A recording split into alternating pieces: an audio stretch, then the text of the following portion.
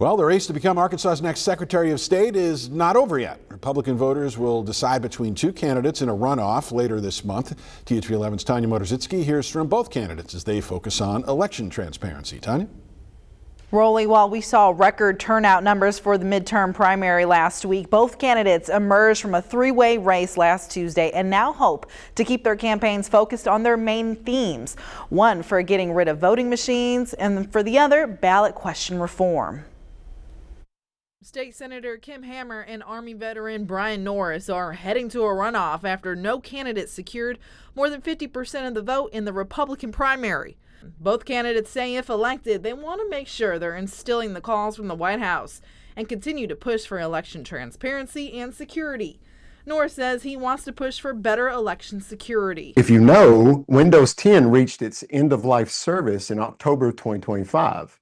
So that means that all of our machines in Arkansas, I think all of them, there might be one or two counties that did migrate to Windows 11, but all the rest of them are not receiving security patches, updates, any of that. Norris alleges 80% of the components used in the voting machines come from what he calls communist China, and says this is causing us to be vulnerable and would not mind seeing the state go to paper ballots. While Hammer says we are the #1 state in the country for election integrity and security, and there's been no claims of stolen elections. We have so many audits in place right now that have been utilized, and fortunately, we have found that there are no fraudulent activities in our current systems.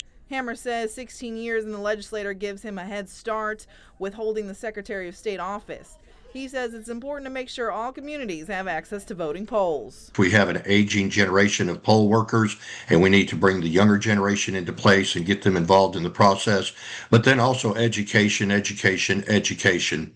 because a lot of this happens because people are unaware of what's required by law because they have not been taught what's been required by law, and that would be one of my primary focuses. And Norris says he won't stand for any discrimination efforts made at polls to stop any race or economic groups from voting. So I will have to refer that to the AG's office. I won't just refer it. I will go and stand in his office, get on his desk if necessary, until the proper enforcement agencies are fully engaged. Both men also plan to grow businesses in the natural state. And I want to bring so many opportunities to this state to where your children and my future grandchildren can thrive in Arkansas and not just survive. We want to make sure that a business wants to get an LLC, that the turnaround time to get that LLC so they can get into business and get going quicker is a high priority. We also want to make sure they get their letters in good standing, but also we need to educate our businesses. The winner will go on to face Kelly Grapp in the Democratic nominee in November for the general election, but only registered Republicans or independents who selected a GOP primary ballot can vote in the runoff. Early voting starts next week, leading up to Election Day, March 31st. Back to you, Rolly.